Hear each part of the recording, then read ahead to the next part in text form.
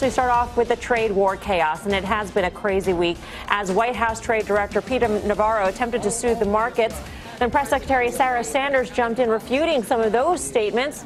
Trump then spoke up and said there's really no uncertainty. And then this morning, Secretary Mnuchin chimed in to smooth things over again. Stocks were up, they were down, they were up again. And our own Bob Pisani and Rick Santelli were in overdrive trying to cover the wild market moves after each Trump official spoke. But turn that off and move away from all this trade chaos and uncertainty for just a second. Here is what we do know. Three main things.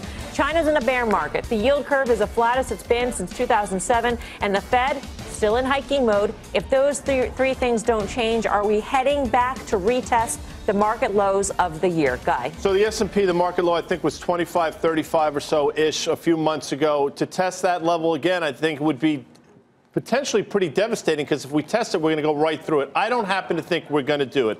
I think the market's had every opportunity to get down to those levels, with emerging markets down considerably, with the yield curve now 2/10 at 35 basis points, with China in a bear market. We haven't been able to do it. Today, I think, was a lot of noise, a lot of the tariff noise, and I think a positive comments out of the White House gets us all back. To me, this is just noise. With that said, I do think the Fed, and we talked about it for the last couple of weeks, their hawkish tone that Wednesday, 2.5 weeks or so ago, to me is the biggest concern of the marketplace. Well, I tell you what, I mean, I think I look at a market that outside of technology, which has now rolled very, very hard. Look at the semiconductors. Intel suddenly looks like a Chinese stock. It's down 16% in 17 days or something like that. But I'm seeing lower lows for the rest of the market. The financials, the industrials, like the Dow is through the 200-day, and people have rejoiced at how well the market has bounced off the 200-day. I would argue it's really the opposite. I don't think we've really been able to clear that. And I look at the Treasury curve in the 10-year, and you can start to make an argument for,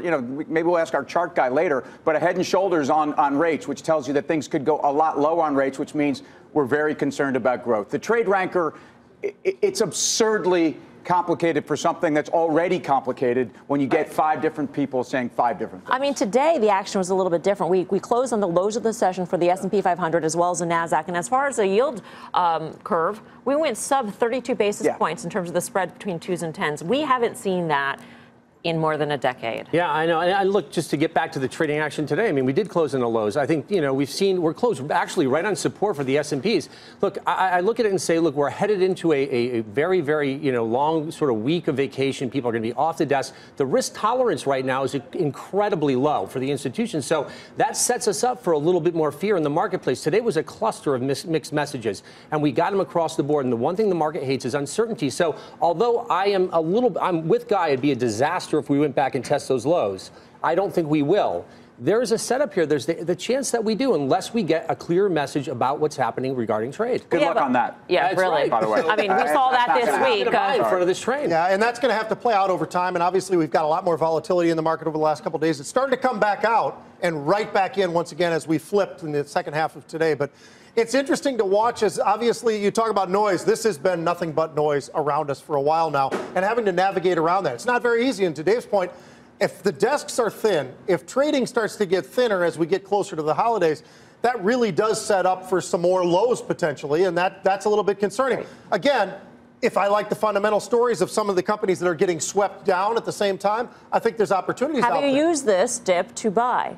I have bought a few things recently, absolutely, but I am definitely somebody who's really looking at it once, twice, 3 times, 4 times, and wanting to make sure. Do I really want to be in here now, or do I think this is going to go a little The long? next week and a half is going to be very tricky. I mean, obviously, next week we got the holiday in the middle of the week. We have a jobs report on Friday, too. I mean, what do you do? Well, close your eyes? we Go away for a while? You love to barbecue, by the way. I mean, you would be checked out otherwise, right?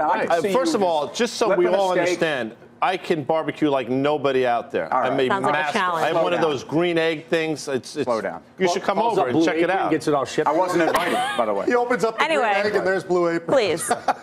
Continue. I do think the Trump administration focuses on the stock market more than any administration to date. And I think that if the market does begin to get out of hand, they will waltz back out Mr. Navarro or Mr. Kudlow. Now, whether or not we've reached a point of diminishing marginal returns, we'll find out. But I think they'll do everything they can, especially with 4th of July week, to assuage whatever fears are out there. Look, that's exactly the point. This market's benchmark, and we've said it, or this administration's benchmark, is the S&P 500. 100% agree with Guy on that front. They need to come out with a clear message. Control it.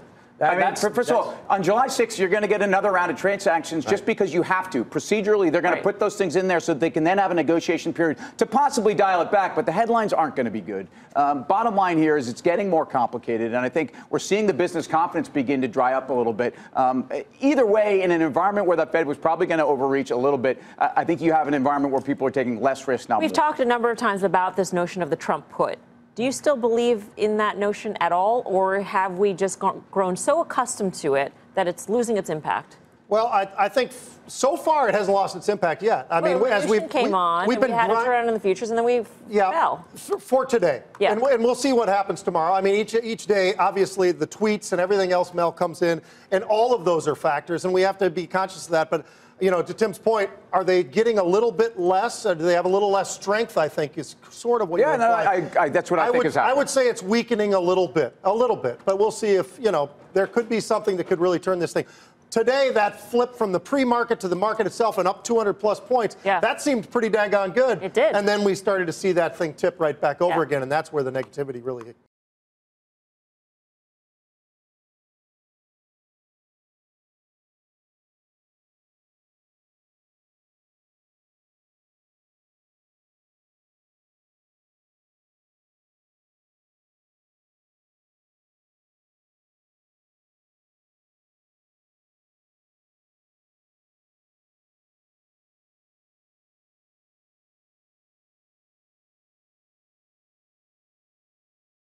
Hey there, thanks for checking out CNBC on YouTube. Be sure to subscribe to stay up to date on all of the day's biggest stories. You can also click on any of the videos around me to watch the latest from CNBC.